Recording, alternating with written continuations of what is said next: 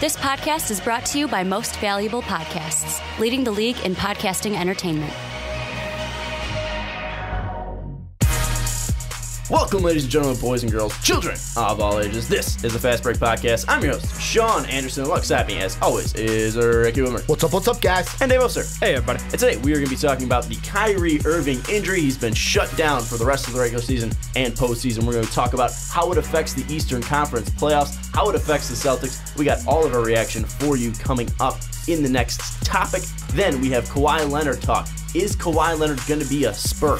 We're talking Kawhi's future with the San Antonio Spurs. Then we're going to jump into Wet Boys. We have a familiar face. We have a new face. We also have a two-timer coming up. And next week will be the end of Wet Boys for the regular season, we think. We got to talk about it. We'll talk about that when we hit the topic. We'll be giving out our end of the regular season Wet Boy winner, so you got to stay tuned next week and see who the 2017-2018 Wet Boy of the Year will be. And then finally, we're going to wrap it up with our favorite talk, Draft Talk, where we talk about the lottery and which team will benefit most from getting the #1 overall pick.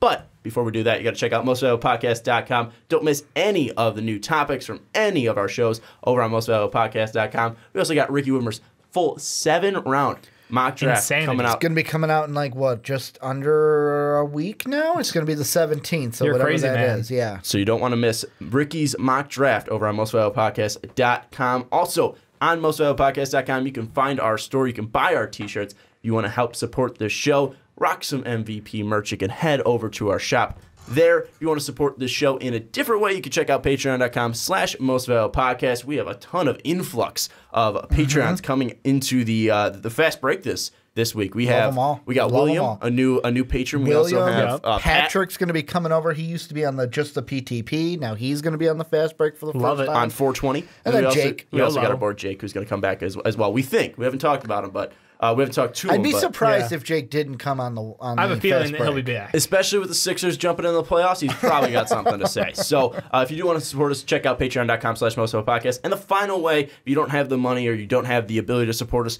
monetarily, go over to iTunes and rate us 5 stars. The Fast Break, the Onside Kick, the Primetime Podcast, the Rick and Johnny Podcast, and the new podcast, The Outcast, with MVP Buzz and Juice. But boys, Juice, man. We've done enough selling. We've done enough talking about MVP. Let's jump into the Kyrie Irving talk. Kyrie Irving has been shut down and will not play in the rest of the regular season or the playoffs for the Boston Celtics. So now the Celtics are down their 2 stars, Gordon Hayward, who they lost in the first game, and Kyrie Irving, who they lost in the back half of the season. And the biggest question is, how does this affect the Eastern Conference playoffs? We talked about this a little bit last week, but now we have a for sure clear idea of what's going to be happening. So Kyrie not going to be playing for the Celtics. They're not going to be with Gordon Hayward. How much does this affect the Eastern Conference playoffs? Well, I mean, first, the thing that I thought of is today when you were like, oh, what are we going to talk about on the show? You gave us the topics. My first thing was, oh, we just talked about this. We don't need to. And then I was like, scrolling through Twitter, I'm like, oh, yes, we need to. And because of this, I'm going to say it. Second round. That's as far as they get. Celtics are not getting. I know that it's like a team without 2 All-Stars. Not going to make it out of the second round. The reason why is this is what I'm hoping for. Like, I feel like as right now as we're recording, they would play Washington in the first round. I think Brad Stevens can outcoach Scotty Brooks. Dave, you were getting kind of annoyed with him this week against the Cavs. I mean, I'm not saying a 7-year-old could outcoach Scotty Brooks, but I'm just saying I wouldn't put my money on Scotty Brooks in the next matchup. No, and I think that if the matchup stayed with us, now if they play the Heat, that could be a different story. If they play the Bucks, that could be a different story. There's a possibility Boston could be bounced in the first round, but there's no way. Right now, I know the game's going on right as we're speaking between the Philly and Cleveland, but if you play the Cavs in the second round without these two, without Hayward and Kyrie, you're not winning. You even play if Joel Embiid comes back and you're playing the 76ers, I'll take Philly in that matchup to go to the Eastern Conference Finals. Well, let's talk about this. Which teams would you favor the Boston Celtics over without Kyrie and without Gordon Hayward? The Wizards. That's the only team out of the 8 teams that are making the Eastern Conference Finals that you favor them over. I would probably lean towards anyone in the top 4, they're not beaten. So they're not going to the Eastern Conference Finals in my mind. But the Heat and Bucks, the only 2 that they could play in that first round, I would maybe lean towards the Heat and the Bucks to beat the Celtics in a first-round matchup. Dave, what are your thoughts? I almost want to agree with Ricky on this one. I think the problem is the Bucks team has the crippling problem of, they lost their head coach midseason. Their defense is non-existent is a nice term. Bad. Bad. Yeah, is bad. Usually they're bad when Giannis isn't on the floor. And they're completely Giannis dependent. Like, without him out there, they're not going to do it. The Wizards have been just rolling downhill. It's almost like they got no breaks right now. This is just a team that, they went on that weird everybody eats kind of thing, without John Wall. John Wall came back, looks pretty good, but they can't seem to get everything in the right direction. So, I don't know. This is a team, like, I don't want to say count out the Wizards because they have talent. But at the same time, if they're not on the same page and Scott Brooks isn't helping them win games, then Brad Stevens can totally just take them over. But the question is now, you look at this league being a star-driven league, and you look at the Wizards. They have Bradley Beal, they have John Wall, easily the best two players in this series now with Kyrie not being on the floor. So that's one big, massive thing. And John Wall, he has come back, and he's looked pretty decent. I mean, he's been putting up numbers. He hasn't really looked slow out there. He's still getting used to the game. And John Wall, it seems like he usually plays with an edge. And now with this team struggling a little bit, 3-7 in their last 10, he's still putting up points. I feel like at some point, him and the Wizards have to click. And they're going to go on a run at some point. But really, will the Celtics be able to stop that if they do match up in the first round? The question is, without Kyrie, I don't know if they have the scoring and really the leader to really back that up, especially in the fourth quarter. And I'm thinking now, because I had to double-check last year, and I know Wizards fans are probably going to be already screaming in the comment section, but guys, we took them to 7 last year and probably should have won in 7, had that great Game 6 with the game winner before Boston beat us in 7. And the big thing that now I'm thinking about, almost retracting what I said about, the Wizards, to where now I'm thinking, I don't know if anybody that you play in this playoffs, if you're Boston, is an easy win, to use quotes, because think of that Wizards team from last year. Most of the same guys are there, whereas Boston, all the guys that you had last year are off this team, and the 2 that you brought in are not going to be there in Hayward and Irving. So I wouldn't, looking back at it, I kind of almost wouldn't be surprised if the Wizards get rolling and beat Boston in the first round. It's going to be interesting to see, and there's a massive matchup taking place next week on Tuesday, April 10th. It's going to be at Washington. Washington does have the 2-1 season series advantage over Boston, but it's going to be totally different, and you could really throw those matchups out of the window because, yes, they beat them 2-1, but totally different teams at those points in time. So you got to look at that Tuesday, April 10th matchup as a huge matchup because the seedings aren't set. So, I mean, we might not see the Boston-Washington matchup in the first round, but if we do see it, April 10th is going to be a huge indicator on what these teams are going to look like matching up against each other. Can Brad Stevens actually outcoach Scott Brooks, or will the talent of the Wizards really take it over? And also, we're focusing a ton on Boston because the injury happened to Boston, but this has a ton of ripple effects because they have 4 more games left against Chicago, Atlanta, Washington, and Brooklyn. Fairly easy schedule outside of that Washington season. You're facing 3 teams that are taking in Chicago, Atlanta, and Brooklyn, so your seeding might not be affected, but still, you have now a Cleveland team that's red hot. You have a Philadelphia team that's red hot. You have a confident Toronto team that doesn't lose at home. So it's a really a massive swing here where now it's, in my eyes, a 3-team race between Toronto, Cleveland, and Philadelphia. It's a 1-team race. It's Cleveland. Oh, really? I'm sitting here thinking, the thing that I look at is for Boston, like I said, doesn't matter who you play, Cleveland or Philly in the second round. I got you losing to both of those right now. And I mean, with the Raptors, if they were going mano-a-mano against the Celtics in the Eastern Conference Finals, I got the Raptors all day. But if the Raptors play the Cavs in the Eastern Conference Finals, LeBron has proved in the playoffs that I am going to beat you. Last year, we swept you. You guys cannot beat us. So, I mean, right now, I think the stars are aligning for everything we talked about earlier in the season with LeBron and this team. Are they going to gel together? Then they make all the big moves. It's aligning for LeBron to come out of the East again and for the Cavs to be in the finals playing either the Warriors or the Rockets. I got a couple questions, Ricky, before you start saying there's no competition there in the Eastern Conference for the Cleveland Cavaliers. What team has the second best home record in the NBA? In the NBA, Trick question. I would say the Raptors. It's the Toronto Raptors because the Rockets have the best. The Houston Rockets. Golden State only 29-11. Also Cleveland 29-11 at home, holding the 3rd best records. Who has the 2nd best point differential in the NBA? It's not the Raptors. It's the Toronto Raptors. Okay. Right behind the Houston Rockets, who have a 9-point differential, and Toronto has a 7.8 differential. Where Golden State, powerful Golden State, only has a 6.6 point differential. Oh, and let's look at Cleveland. Only a 1 point differential in their games. So it's something that I think you can't really write off Toronto. Cleveland was but the thing is, Cleveland was a way different team at the beginning of the year. Cleveland was a way different team at the beginning of the year. The Warriors have been dealing with injuries this season. The regular season to me doesn't matter as soon as the playoffs start. You can read off all these stats. I think you're wrong there. LeBron will to me, LeBron will prove. Go up against the Raptors. I don't care how much you won at home in the regular season. I'll sweep you. I'm not saying it's going to happen, but it could. It happened last year. I'm not writing off LeBron or anything, and I'm just saying that you have to take this matchup seriously for Cleveland. And I know LeBron will. LeBron's a professional. Yeah. LeBron's been doing this for years now in the NBA Finals and in the NBA playoffs. He's been able to go through teams and take them on and act like they're the biggest challenge that they have all season.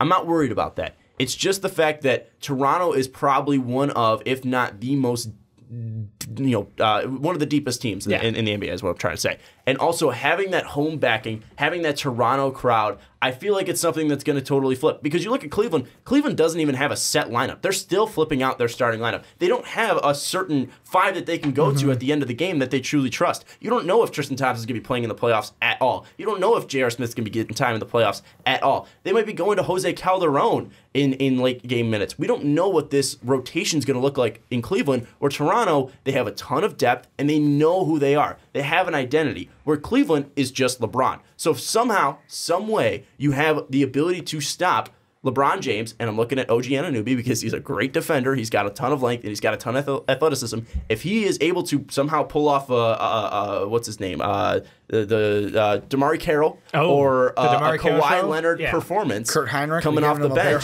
if he's able to do one of those, I honestly think that Toronto can make this a series that goes 7. Oh, there's a chance. I'm not coming in saying that Cleveland's going to one loss all the way to the finals like last year, but the whole thing that I look at is I look at the matchups that Cleveland could have. I mean, the one against the Heat I think is interesting because the whole thing I think about that is two things. First off, is how much is D. Wade going to get that team to play up now that he's playing against LeBron in the playoffs, kind of trying to play spoiler. But then there's a few people in the NBA sphere that have said that they believe that LeBron kind of takes it easy. I'm going up against my buddy D. Wade. I kind of take it easy on the Heat a little bit. I don't go as hard as I usually do. You can believe that if you do, but that's the reason why the Heat and Cavs would be interesting, but I would have the Cavs winning.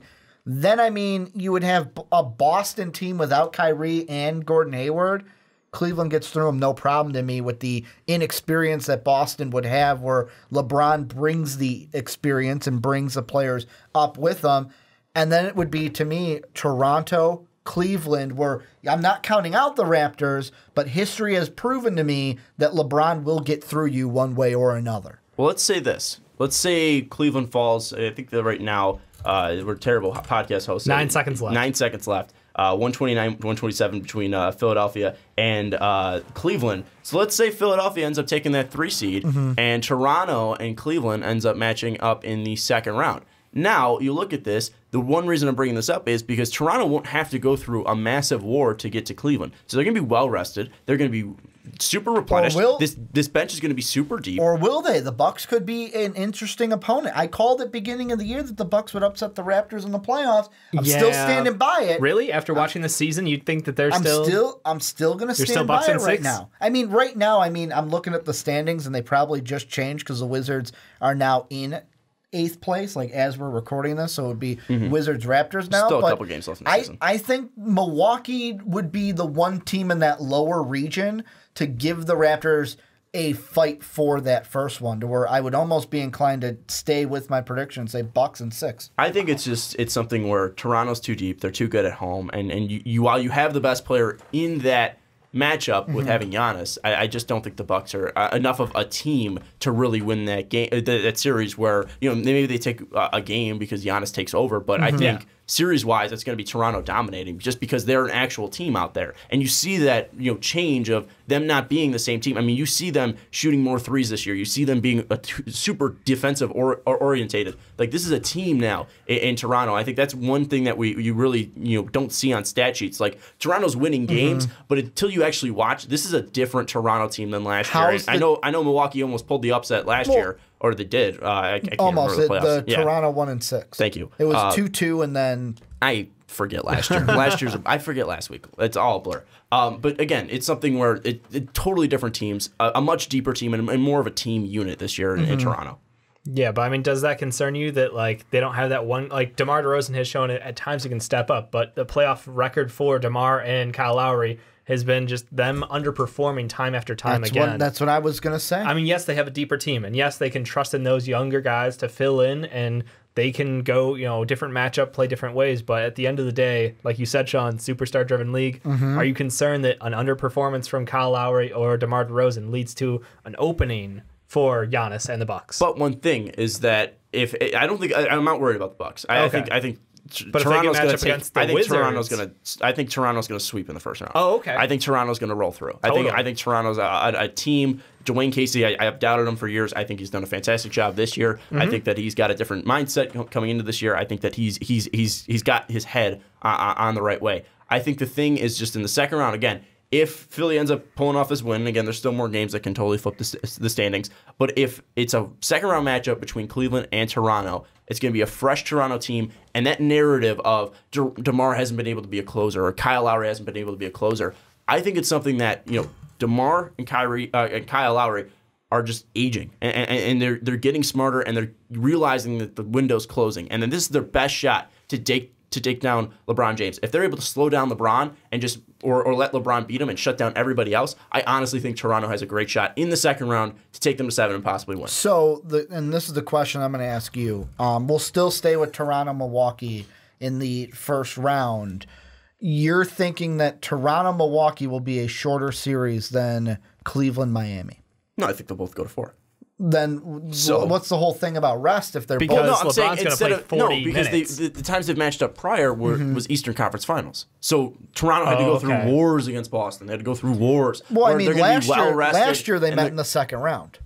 Last year they did. But what was the first round matchup for Toronto? It was the sixth round. It was the sixth round, and Cleveland swept Indiana. That's what I'm saying. And also, I mean, it was different teams. I mean, Kyrie, K-Love, LeBron James, different teams. I still think if Toronto sweeps Milwaukee and Cleveland swept Miami, I would still, like, if you said put your money on a sweep for Cleveland, I would still put some of my money on that. I don't know. Compared to it going to 5. Just because of what Cleveland and Toronto have showed us in the past. But the thing is the past it's different for Toronto. This is a different team from the past. Yes, there's similar players. There's similar overlap. There's still DeMar DeRozan. There's still Dwayne Casey. There's still Kyle Lowry. There's still Serge Ibaka, who was there last year. There's still Jonas Valanciunas. But this is a different team. There's a different mentality. It's just a different look to the Toronto Raptors. And I think that you got to erase the past there. And I'm not saying that you can erase the past for what LeBron's done. Again, I know playoff Bron is a true and scary thing. But Toronto has the pieces around them to possibly have the ingredients to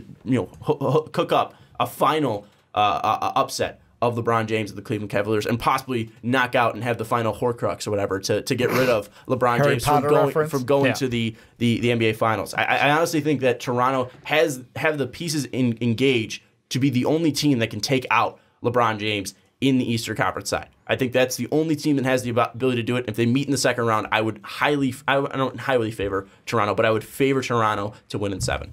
I think that's a bold call, especially because LeBron engaged, playoff mode early on them and kind of show them, I still got it. I can still knock you guys out. And that was without his whole team healthy. So if we get back a healthy George Hill, for this series, if we see this team really come back and play at the top level, I don't know. LeBron James kind of, Eastern Conference Finals champion, everything, every single time it happens.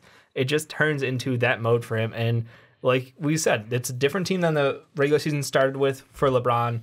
I think that, yes, the wins in the regular season did matter, but still it's LeBron going in there and saying, still the best player in the East, still the best player in the NBA, and I think I can beat you. And until proven otherwise, it's hard to pick a team over LeBron. Well, real quick, you want to know what really sucks for LeBron James? Missing clutch free throws where you get fouled from 3 by Rocco and then go 1 for 3 from the line to possibly tie up the game. Like, again, LeBron can do it all. LeBron can put up 43 points per game. But if it's him and Jeff Green out there, I honestly think Toronto has the ability to win that game. And, maybe they let LeBron beat him. Maybe LeBron scores 40 points per game in that series. But I think it's honestly going to come down to what else can that team do around Cleveland. And yes, they did a fantastic job revamping that team. But again, Larry Nance, while he's had some nice spurts, is he going to be able to be a consistent contributor there? Jeff Green, is his heart going to be okay? I know that hasn't been a problem in years, but still, for him, it's consistency too. If Jeff Green's going to be consistent, he has the highest and lowest games away. Is Jordan Clarkson going to be consistent? Is Rodney Hood going to be consistent? At their peaks,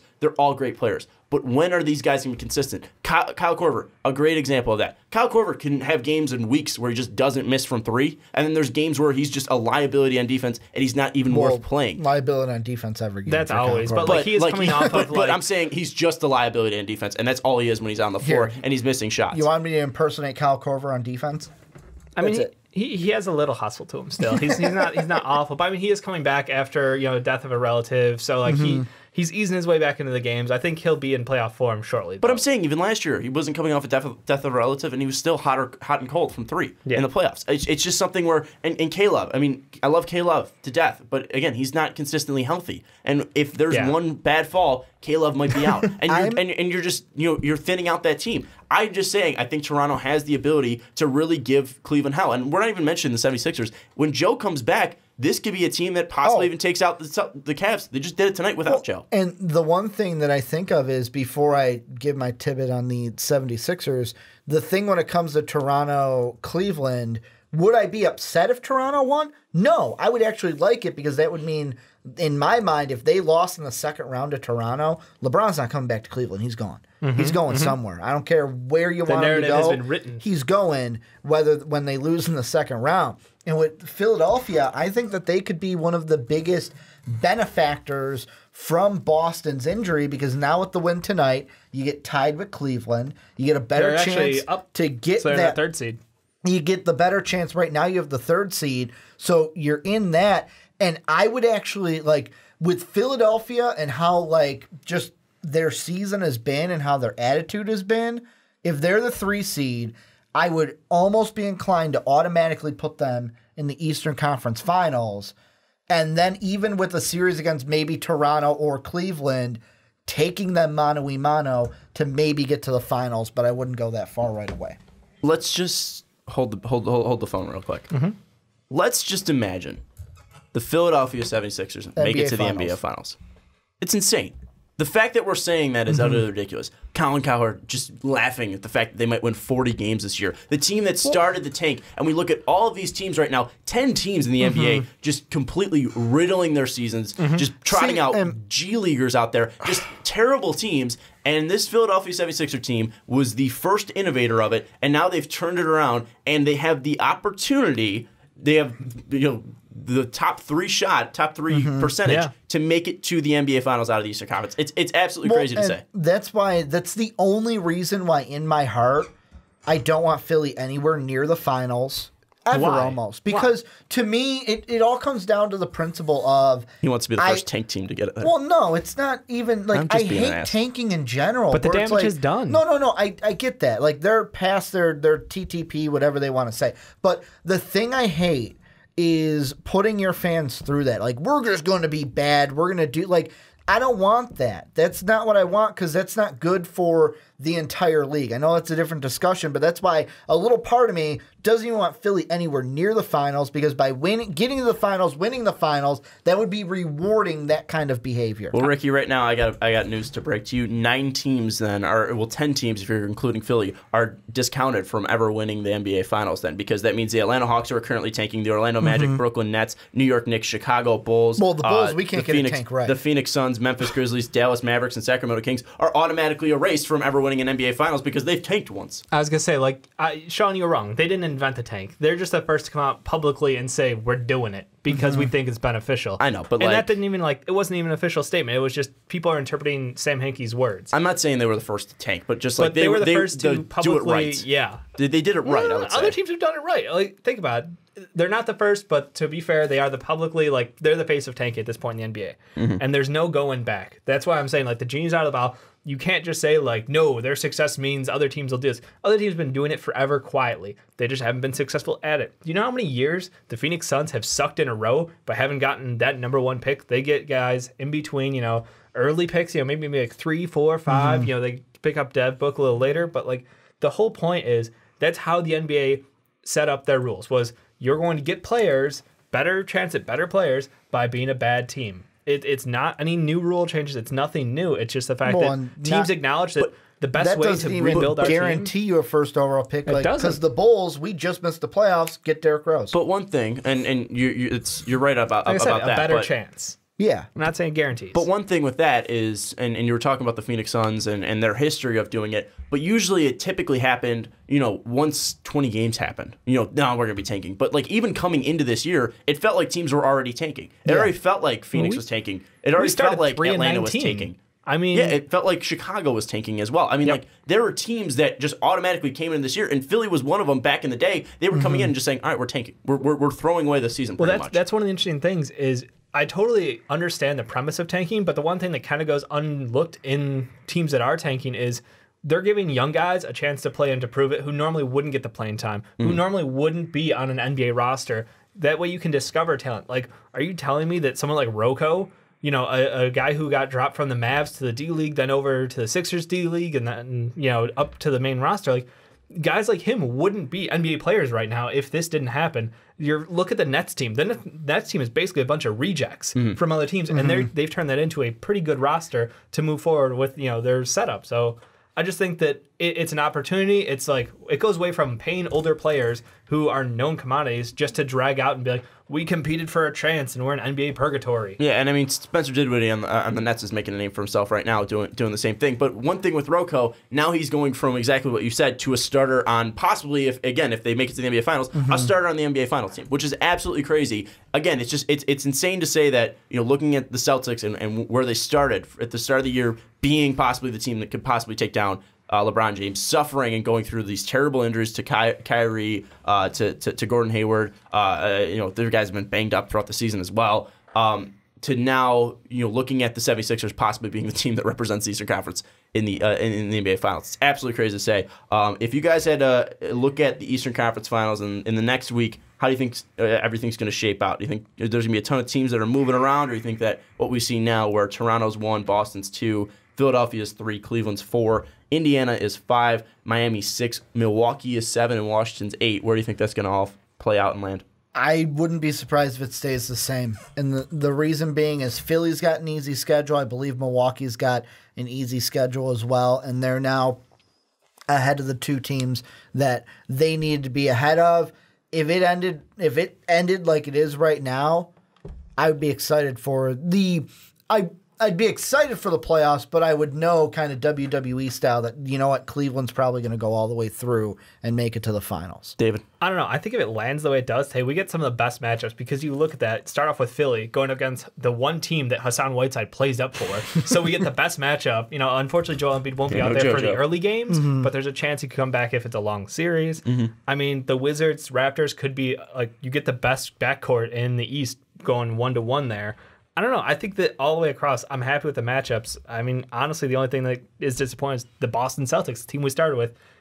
They don't got the guys they came in with, and next year they're going to be scary as hell. But this year, I don't know what to tell you. I think it's a Toronto, Philly, Cleveland race with a sneaky Miami sleeper. I think Miami, isn't a great team. It doesn't have a superstar, but they are a great team with a great head coach, and that could possibly sneak up on teams, especially if they end up, going up against Philly, defeating Philly without Joe, and then going up against Boston in that second round. Boston in the second round, and then going to the Eastern Conference Finals. At least making it to the Eastern Conference Finals, I think Miami could be a little bit sneaky of a team. But anyways, let's move now into Kawhi Leonard talk. We talked about him pretty much every other month. We talked about him 2 months ago. We talked about him a month ago. Now we're talking about him in April. It's getting so weird, man. It is developing very weird. It's getting weirder. So let's just kind of recap it. Back in, I think it was 2 months ago, we were just wondering, is he ever going to come back? It was really more speculative. We really weren't sure. He was cleared to play, so we were wondering what's going on with the whole situation. Then a month ago, Coach Pop said, we're not waiting for a hero anymore. There's 23 games left. We're going to play with the guys that we have right now.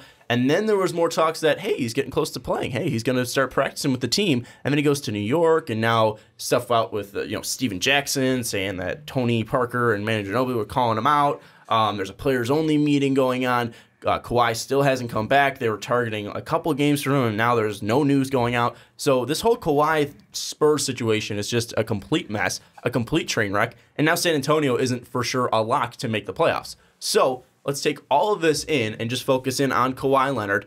What is Kawhi's future with San Antonio, and what are we making of this whole situation now with 2 months of really digesting all this news in the situation? To me, I am leaning towards his time in San Antonio's over. Like, I'm getting ready for the end of Kawhi with the Spurs to even be a thing, because like the thing that, like, going back to, I know we didn't talk about the Steven Jackson thing because that kind of happened in between the last time we talked about it, but yeah, I didn't really take it into. Well, you can roll your eyes at it, but somebody like Steven Jackson who's been in that system.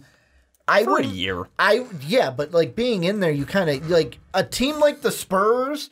You could be there for a year and know how shit goes. He was also salty that he didn't get any playing time, and that Coach Pop didn't treat him like he was Steven Jackson. That could be into it too, and that's probably a reason why Cowherd had him on the show, because he knew that would come out. But sorry, he was there for 2 years. I wouldn't. 3, technically. I would not put it past Popovich to say.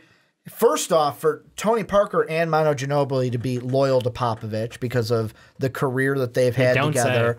And for Pop to go, you know what? I'm not going to do this. Hey, Tony, go do this for me, or have this leak out. It kind of goes back to the thing that you always hear where it's like, did this story leak because it just leaked or because so-and-so wanted it to leak? Like, go back to the LeBron stuff. Did it come out because it just leaked, or did LeBron want this to come out? That's how I feel with this. Popovich wanted that to come out because it's all Kawhi versus the Spurs. Kawhi, I feel, is on the side of, let's see what you can do without me, because he wants talent around him, because his big thing is you can't bring free agents in to San Antonio. Is that his big thing? And Popovich is like, you know what? We don't need you. We are fine without you. I listened back to our topic from a month ago, and you said something along the lines, and I still agree with what I said a month ago, and you said something like that of, let's see, Kawhi's acting like, let's see what you can do without me. Yeah. And Pop saying, we're going to show you what to do, what we're doing without you, whatever's going on. They were a 3 seed when we were talking about it then. Now they're a 5 seed. And it's really not too crazy. They were like a game out. And the thing was, it makes no sense for Kawhi to do that, because you're just saying that, hey, I'm not buying into the system. I'm a big brat. I'm a big child. I'm not going to play for you unless I want to. Why is that going to attract free agents? And let's take away the money side. Why would they want to go to a volatile situation with the star of the team, Kawhi Leonard, and the arguably one of the best coaches of all time and one of the best current coaches in the NBA, Greg Popovich, where they're not getting along? Why would that make any sense, and why would that be attractive? That's like wanting to go to Sacramento. It makes no sense. Unless at this point, like, two things. First off, going on that, because I know I'm giving off my opinion is not Kawhi Leonard's, and obviously Kawhi Leonard is probably, if I had to guess, not as outspoken as I am. You don't think Kawhi's outspoken? More of an introvert. But hot takes. The thing is, I would think at this point, maybe this is me speculating, but Kawhi is kind of like, I'm done. Like, after the whole thing of like, I'm just going to go to, like, oh, he's getting ready to come back to play. Now I'm going to go to New York and rehab. That to me said, I'm done. I don't even want to, like, it might even be something where Kawhi's just like, you know what? I'm done with this mess. I just want to get through it. I want to get out of here because it's giving me so much anxiety. I don't even like being here anymore, but I feel trapped because of my contract. I'm gonna go something off of what you said, and then we're gonna bring Dave in. You said anxiety. I think that's something that's huge, and it's not being talked about. We saw Kevin Love and DeMar DeRozan talk about mental health in the NBA, and they were very vocal about it. Kawhi Leonard is one of the most introverted stars in the NBA, probably the most introverted star that we have in the NBA. He doesn't talk a ton. He's a very soft-spoken and mild-mannered guy. This does not seem in his mannerisms to do this to his teammates and to his team. So I have to think that this has to be some type of Markelle Fultz situation where this is kind of a mental breakdown and he's not trusting his body right now. It's reported that he's not trusting the Spurs staff. He's not trusting his own body. He doesn't really know if he's healthy or not. There was a ton of speculation 2 months ago. I honestly still think that he's going through that anxiety. I still think he's going through that, and I think he's really questioning if he can still be the same player that he was before and have to carry a team like he had to last year. I don't think it's anything that he has against Pop. I don't think it's anything about free agents. I honestly think he doesn't trust himself to be the true leader of this team with his body currently being the way he is, and I think it's something that has to deal with mental health, and I think it's something that, again, it's tough for a player to talk about it. It's tough for someone that has to be a leader to come out and be brave to say something like that. And I honestly think this is a ton of mental situation that's going on in Kawhi, and I think that it's mainly focused on that situation. And just right before you come in, then you bring in the topic of, like we were talking about the Tony Parker thing. How then will it help when you've got Tony Parker, an older veteran in the league, going, well, yeah, my hamstring was way worse than yours. Get out here and play with us. Like, how does that then help it? It doesn't. It doesn't help the situation at all. I think it just kind of builds up an even bigger wall between Kawhi and the organization because, like Sean said, this is a team that was basically, here's the reins from one of the greatest all-time players in Tim Duncan, and now you're the guy to lead this team and to continue the legacy of we're making the playoffs for 18 straight years. Be here, do your job, and play a part of the team because the Spurs are the ultimate team basketball team. I think that, I agree with what Sean's saying as far as there's something more to this than just the injury, and I think we're going to find out a lot more after everything resolves itself, and by resolves itself... You mean after the season? I think it's postseason. I think it's potentially if a trade happens. I think it's potentially around the draft time. I think it's really one of the hottest topics during the offseason until something comes out publicly because Kawhi's not going to say anything. It's going to be coming out from... And the thing is, I don't expect Pop to say anything about Kawhi because that's just uncharacteristic of him. I think a teammate will likely say something. I'm not going to point any fingers at any of the teammates currently, but words will come out from people around Kawhi, what the situation was. But I could totally see it being something mental because, like Sean said, you're medically cleared by the Spurs staff over a month ago now. Your doctors were like, no, there's still something fishy here, but... it's not to say that you can't play because we've seen him out there playing. He didn't. It's not like he hasn't played it all season. Yeah. He had a stretch of games where he looked okay. He looked a little rusty, but not super uncharacteristically bad. So that leads you to believe that you're right. There is some mental issue going on there potentially where he just doesn't have faith in himself, or he doesn't think that he can live up to the standards that have been set for him on this team. Do you believe, just one question, what you said, where you said, oh, it's not characteristic of Pop, someone else is going to come out and say it. Do you believe the side of, yeah, this player is saying it, but is this coming from this player just wanting to say it, or Pop saying, go ahead, say it? I don't think Pop has complete reins over if you can talk to the media. He over the years he's kind of let people on his team talk if they want to, but it's always been in a fairly respectful manner. When they're still on the team, when they're not on the team, like you said, things come out. People who have been there are no, it's totally robotic there. You have to do the system or else you're going to get screwed up playing the whole time. Robert Horry thing. Yeah. You are just a cog in the wheel that is their system to win championships and compete. And that's cool and all, but that doesn't fit every NBA player, and especially now. So I think that there is probably something there where an older player or just a player who leaves the team this year could talk potentially and just stuff gets out. We live in the era of social media. Social media, over communication. So much info gets out there. Leaks, man. Leaks like crazy. So that's why I'm putting my money on something will come out quietly during the offseason, and then we'll see if a trade happens. We'll see if he rejoins the team, and we all just brush this under the rug nothing ever happened. Who's that dude that wrote the bullshit article about the Patriots this year? Oh, I have no idea. Yeah, that's scumbag. The no fun. Is that guy in the Spurs locker room right now talking to everybody? Are we going to see a clash between Kawhi Leonard and Greg Popovich? I think it's the thing is it's totally mental, and I'm not saying that it makes Kawhi leak, it makes him less of a leader. I just think it's something where Kawhi, we've seen him before, and he's not a vocal guy. So Wickersham, Seth Wickersham. Seth Wickersham. He's a sham himself. So is that article. But Kawhi Leonard, I'm sorry, I'm salty about that. Yeah, I know you are because. Anyways, Kawhi Leonard, though, he's not a vocal person, so why would he be vocal about mental illness? And I'm not saying, everyone should be vocal about mental illness, but I think it's probably tough to be in that situation, to be looked on upon a leader and doing your job last year in that playoff series and then having that taken away from you. I couldn't imagine what that felt like in Kawhi being a competitor and then just being up against the Warriors, being up against the super team, and then having Zaza step on your foot and you being out and not being able to be there for your team, and then seeing your team kind of collapse. And it kind of has to be a mental shock there, and then you're trying to come back, you're playing, you have a decent run to the end of January, and then you just start not trusting yourself again. And you're like, all right, maybe I'm not 100%, maybe I can't be the leader out there. LaMarcus Aldridge is doing a fine job out there.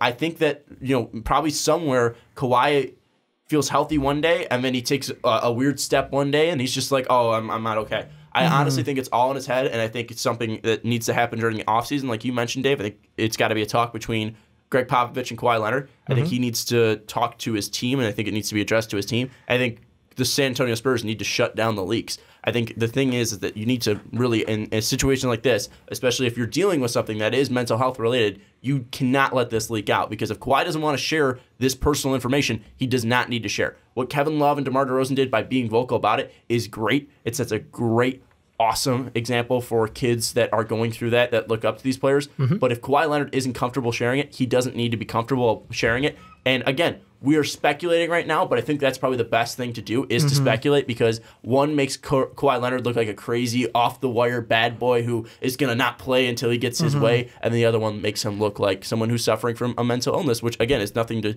to go about, but people see that as a weakness, even though most people go through that stuff. And the first thing you said, the first way, like the off-the-wall, that I don't think that's how it is, but I do think maybe there might be a little thought in Kawhi's head of like, when am I going to get help here? Like, when am I going to get free agents here? I think that's bullshit, though. I honestly think you got LaMarcus Aldridge, and LaMarcus Aldridge is balling out right now. If I was Kawhi Leonard, and I'm not, clearly, but like I saw LaMarcus like Aldridge, a huge free agent, like LaMarcus a LeBron. Aldridge was a huge free agent. I'm saying like a LeBron, like a Paul George type. Okay, first off, like Paul a George Kyrie was a trade. Irving type. Paul George was a trade. Kyrie Irving was a trade. That's on Pop to go out and make moves to trade, but they don't have the assets to go out and do that. Luckily, Cleveland and Boston, Cleveland had that Brooklyn pick. And you look at Oklahoma City, they had Victor Oladipo and Sabonis to move to get Paul George. They don't have the assets that really like, oh, why did the Spurs teams not do that? But that's what I would feel, where I would be coming from with Kawhi.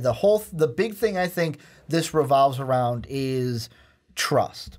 I feel like it's Kawhi, not the whole like, oh, not trusting your body. He doesn't trust the Spurs right now. Like, that trust is broken. But why? Like, why? That's the thing. That's the thing. The biggest question is, why was that trust broken? How was that trust broken? And if it was, when was it broken? The whole thing is, I don't know the answer to that. I know you don't. Why I'm just throwing out those questions. What happened? The thing that I go back to, and I'm looking at this, and it doesn't help, is you have Kawhi, who it's like, he does this, gets a second opinion. You can tell he doesn't trust the Spurs doctors. Right. But then you have, like, in that Tony Parker, I'm going back to that, where it's like, I had options too. Obviously, when you have a big injury like that, you can go to LA, Europe, France. I could have gone anywhere, but I trust my Spurs doctors. They have been with me my whole career.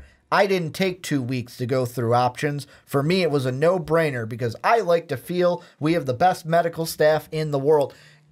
That doesn't help the distrust, that like the little break in that trust to have, hey, well, our veteran player says he trusts our medical staff, kind of validating that and saying, we are right, Kawhi is wrong. That's what this whole thing just further pushes this away from getting back on the right track. Yeah, I can understand where it's coming from, but a couple of things that I think separate the situation is, one is Tony Parker had been with the Spurs for how many years before he had this trust built up in the doctors. You build a rapport with people over time. Kawhi's only been there a handful of years. He is also not the same, like, no injury is the same, regardless of, it's an ACL, MCL, whatever it is. Like, every person's different. Things happen differently. Like, come on, look at the 76ers training staff, how much flack they've gotten for all of the questionable things happen. The Bulls training staff almost killing Luol Deng. Like, there's so many things where, yes, you can have the greatest doctors, but things don't always happen right. Well, and the thing that kind of splits everything different, why Tony Parker versus now Kawhi, I think is Isaiah Thomas. I think that one instance has thrown everything out of whack as far as people are concerned with injuries and trusting their team. Because Isaiah Thomas was hung out by his team, and his career is potentially ruined. His chance of getting a max contract, gone. All of this happened because his team was like, no, it's definitely this. You're fine to play on it for a couple more games.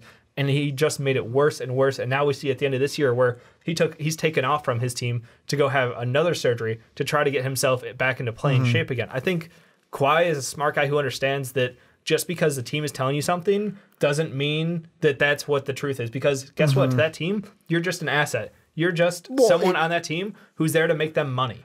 And I think that's the right perspective to have, because Kawhi could be being family is one thing. Like, and I'm sure that Tony Parker and Manu Ginobili and Tim Duncan were family to the Spurs and family to Pop. But Kawhi might not have those feelings because he might see it from the like new age perspective of, look, I'm just a guy playing on this team, and the second that I'm not able to perform, they're going to cut my legs out. That makes sense, and I see where you're coming from, but I don't know where that would come from because like I understand where like the thought process being new age, but I don't know where that would come from because there wasn't trade rumors swirling until he stopped playing games after January. They were willing to let him come back whenever he was able to come back. Then he came back, and then he wanted to take time off again. Like there wasn't a rumor of is Kawhi going to leave? No, I mean they were just waiting and letting him come back on his time. I think that winning a championship before, being Finals MVP, and then giving the reins after Tim Duncan, that has to be such an honor. And also might be a huge burden for Kawhi Leonard. And even back in March 7th, we didn't really talk about this. This wasn't brought up, but he met with reporters and said that he wanted to be a Spur for the rest of the life. Tom Osborne, not Osborne, because it's Orsborn, of the San Antonio Express News, said he asked whether he would want to finish his career as a Spur, to which he responded, yeah, for sure. Now, I don't know what inflection was it, like, yeah, for sure, or yeah, for sure. But it could also be one of those things where it's like, hey, do you want to have pizza for dinner? Oh, yeah, I would like to have that, but is it optional? Is it going to be a realistic option? What's the right and wrong answer to that question being asked by your own media? Yeah, of course. You're going to say, yeah, I want to. But the only thing that we've heard from him is that. So, again, I mean... So that's all we can take him on. Yeah, like, I'm not saying, like, you need to say that's a gospel, he's not coming back. Like, again, but I also doubted the whole Kirk Cousins thing where, I'm not taking the money, I want to go play for a winner. He did that. He went and played for Minnesota. Now, I don't know how much the money was drastic from the Jets and the Browns, but still, he went all fully guaranteed helps. He went and, but maybe the Jets were offering fully guaranteed for more money. Again, but he still went and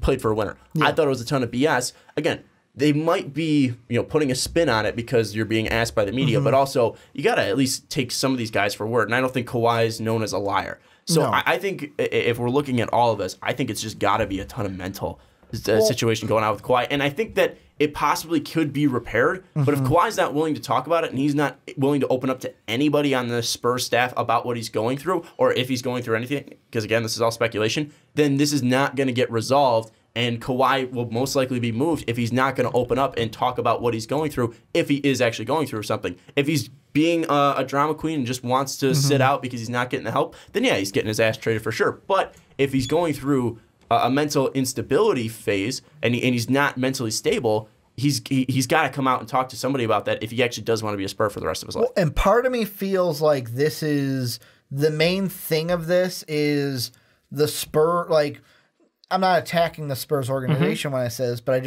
I feel like it's Kawhi versus the Spurs, and the Spurs want to be right. Where it's like the Tony Parker thing, the comments coming out, it's we want to be right, we're right, he's wrong. We're right, Kawhi's wrong.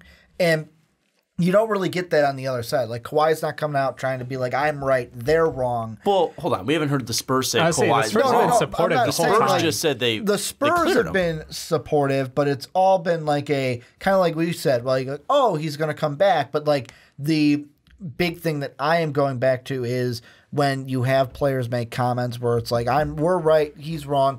But to go one thing... Are you talking about Steven Jackson? No, I'm talking about just the Tony Parker part. Oh, okay. I'm not even talking about Steven Jackson at all because he's not even on the team. But the one thing that I was thinking of when you brought up the IT injury was Brandon actually brought up this week on the Primetime Podcast because he said, like, Sean, you've experienced too. With us calling games, we've seen athletes in our career say, like, you know what? I got an ACL injury. I used to be a starter on this team. Now I'm a backup role. Now I'm a six-man. Now I'm a bench player because my injury just isn't bringing me back to where I was. We don't even know if maybe that's a little part of it. Maybe it's the injury. It's like, yeah, we've seen him for a little bit. He looked okay, but is he going to be the Kawhi Leonard that we remember pre-injury? Well, is that going to be part of it? I think he needs to step out in the court out and do that. Like the only way we're going to figure out is if he actually goes out on the floor and does it. And again, there were spurts where he was putting up 26 a night. I think he did it in back-to-back games before. I think he did it in back-to-back games, and then he sat out, and we haven't seen him since in those 9 games. But it seemed like he was coming around. And yeah, he didn't have the same explosiveness. But again, he was still coming back from a quad injury, so that leg explosiveness that he usually has is going to be diminished until he's fully healthy, or at least fully into game shape and fully into fully what's it called? Fully conditioned. Oh, okay. Conditioned. Yeah. So I mean, that's going to take time to build up. I just think it's something that, again, nothing's been said either negatively or positively from Kawhi or from Greg Popovich. I mean, there was the Tony Parker comments. But again, that just might be something where Tony's talking about himself and not trying to throw any shade. Yeah, like we don't know the context of all of these situations and what the intentions are behind any of this. And that's the toughest part is Kawhi might be a Spur because Kawhi might want to be a Spur, but he might not say anything, and that might kick him out of town. I don't know what's going to happen, and that's the one thing with this future thing is I think that. With everything that we've seen from Kawhi Leonard, the build, he's a perfect Spur player, but he might not speak up and be vocal about what he's going through or what he's actually, is feeling, whether it's mental issues or it's, the want of having more help on the team. He might not speak up and actually be vocal enough about it that he might be just pushed out of town because he's not speaking up for himself. That's entirely possible. And I think, like, the easiest way to walk away from the situation right now is just, like you said, we're either going to hear about it from another player or Kawhi will make a statement. I don't think Pop is going to be the guy to break any news. I hope Kawhi feels comfortable enough to make a statement at some point after the playoffs because he's not going to say anything now. He's not going to say anything during the playoffs if they make them. But the thing comes back to, like, after everything's said and done, I think that he will say something to the public because there's got to be some explanation for this whole situation. I don't think that this is all going to go by.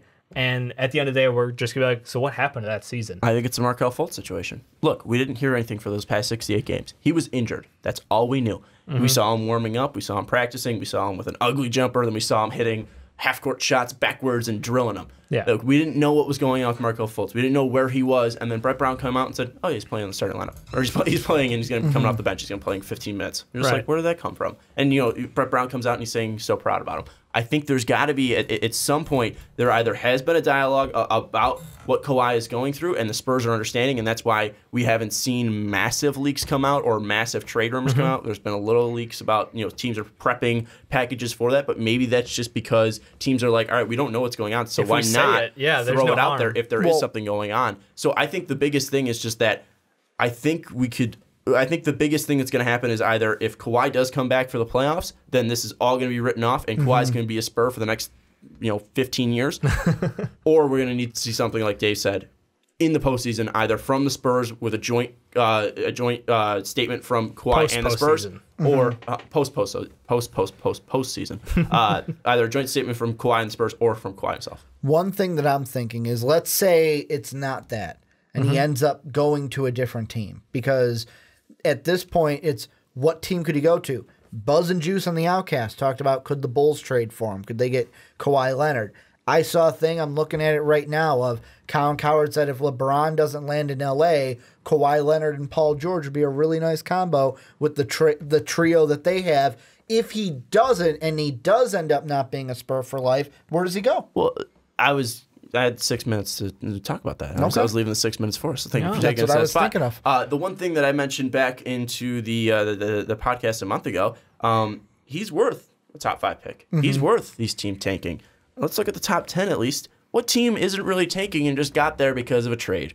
The Cleveland Cavaliers. Could you imagine if they going up to Greg Popovich, who's upset with his star who's on a 1-year contract, and going up and giving him the 7th overall pick and say, hey, go take your future Kawhi Leonard or your future man in the middle and like a Mo Bamba or Kevin Knox or Colin Sexton. Go take the next Spur at 7 in a top-heavy draft. Go have fun. Give us Kawhi Leonard. We'll get him off your shoulders, and we'll pay him as well to play with LeBron James. I could see Mikal Bridges being a Spur guy.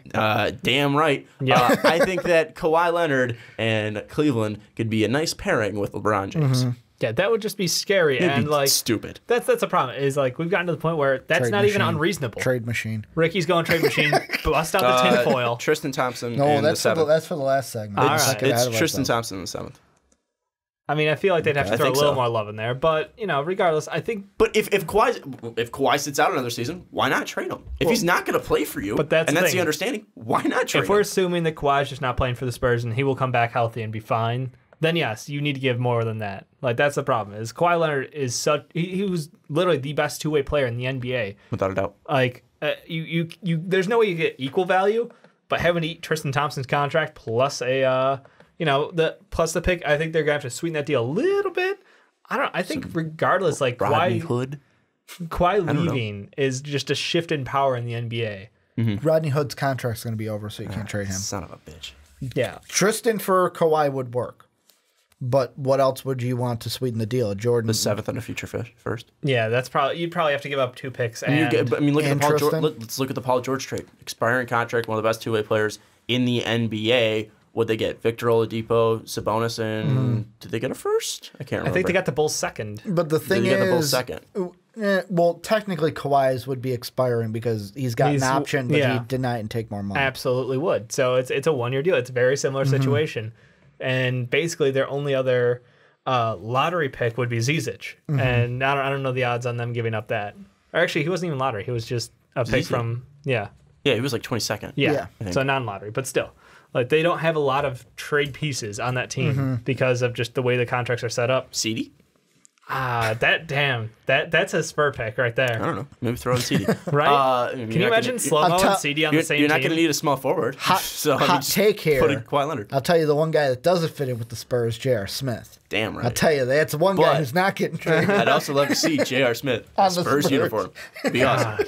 But I mean, I don't know. I think a team that has the firepower to do it, probably Cleveland. And what's a way to make LeBron stay? Let's get Kawhi Leonard. I mean, you guys are missing the obvious one here. What is that? Just add him to the 76ers. Jesus Christ. You want a team with assets? They got assets. How about that length? Joel Embiid, Ben Simmons, Rocco. What is Kawhi Leonard playing the 2? And Dario. Like, come on. Like that's your starting 5. Jesus Christ. Dario, Kawhi Leonard, Rocco, Ben Simmons, and Joel Embiid. Suck it, length.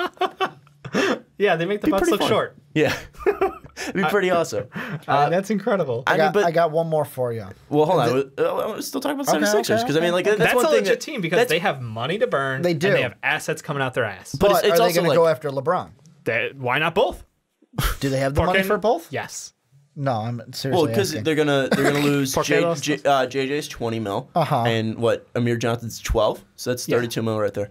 And I don't know Kawhi's contract situation. But LeBron's going to demand a max. Yeah, right. But you'll be able to move other assets as well. But Bellinelli, I think, has got a decent contract. Bellinelli and Ilyasova got a decent contract. Yep. So I mean, like they have the money to move.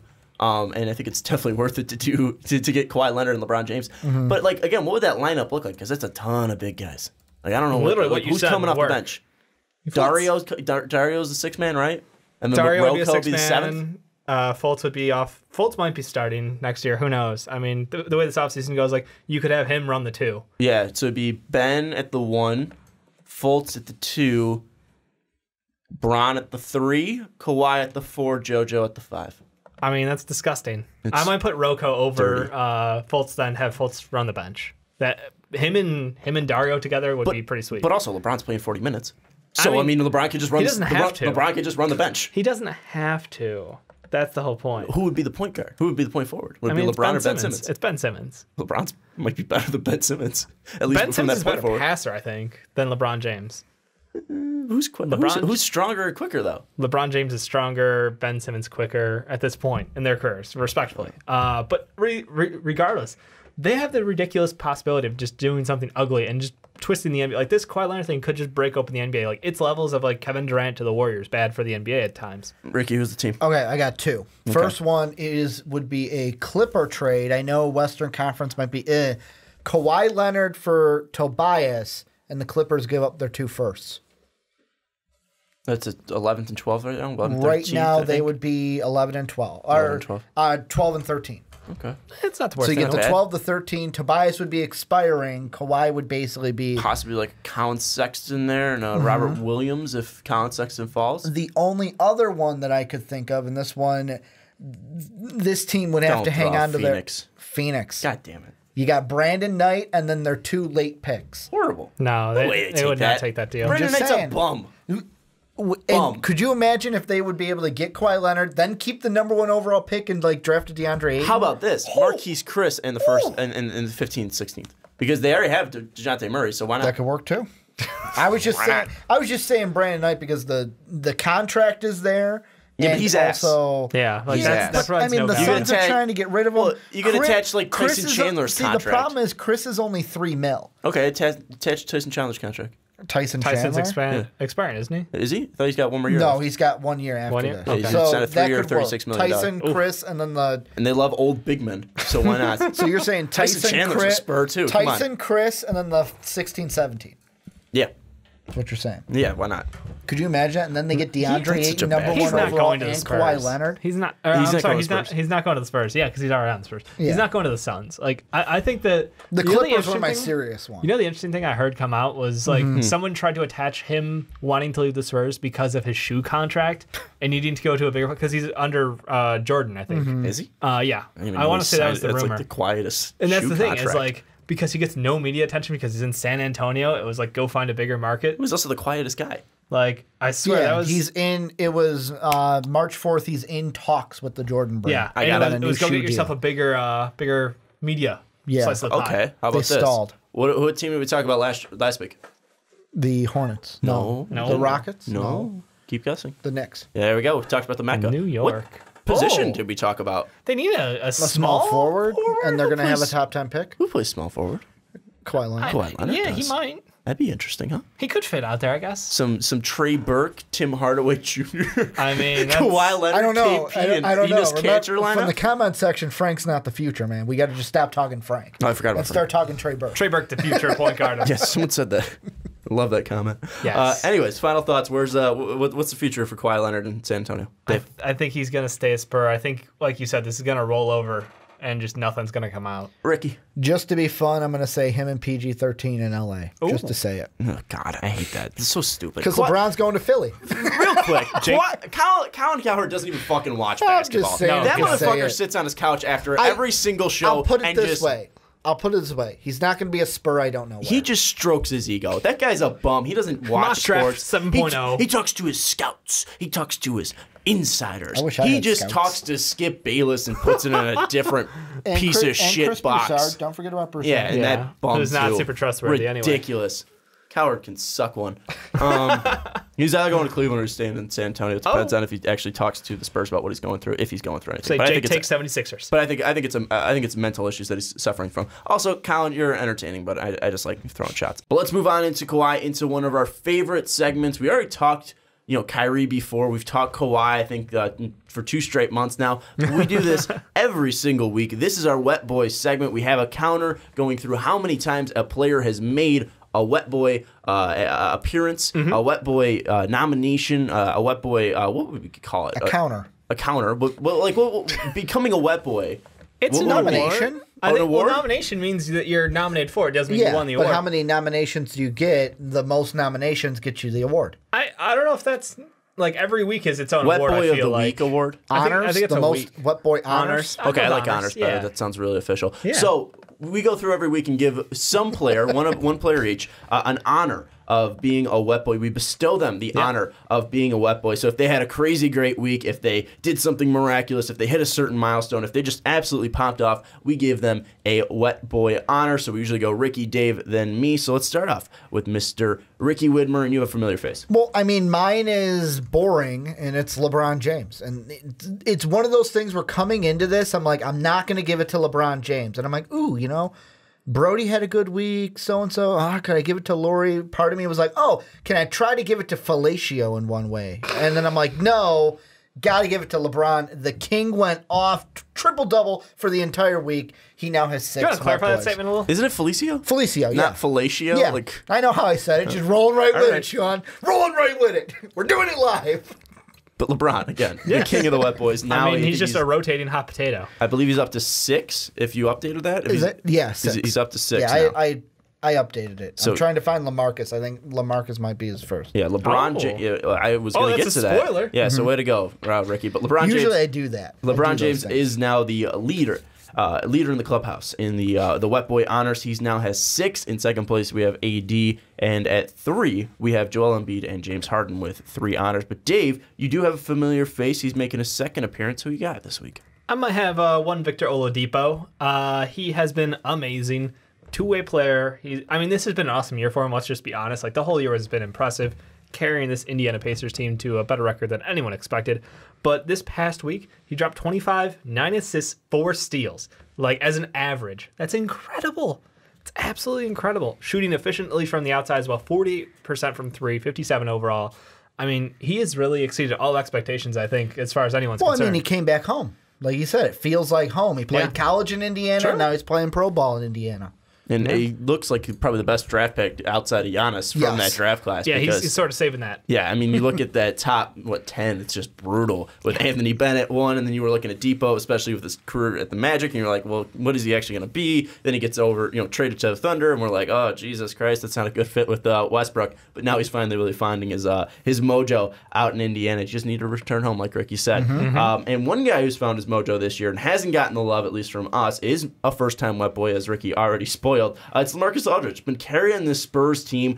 Past week, he put up 29 points, 11 rebounds, 2 blocks per game, 60% from the field, and 93% from the line. They did go 1-2, which usually is a negative in my books, but LaMarcus Aldridge has been doing this for pretty much the last 2 months. He's been absolutely fantastic. He needs some love, so we're going to give some LaMarcus Aldridge some love on the podcast. And I mean, today. anything to keep the Spurs in the playoffs without Kawhi, deserves a Wet Boy, right? We'll see. Games deserves left. A Wet Boy. Well, right now they are in the playoffs. But if they lose 2 out of the 3, I think they could miss. They could. The one thing that with the whole LaMarcus Aldridge thing, he's been doing this since January. I mean, look at his number since like mid-January, late January, 25.2 points per game, grabbing 8 boards a game, 2.5 assists per game, 1.5 blocks a game, shooting 55% from the field, 83% from the line. I mean, he's been absolutely fantastic for the Spurs. Yeah, for a guy having one of his career best years at 32, it's just kind of amazing how well that Pop kind of handed him the reins this year after that whole troublesome end to last year.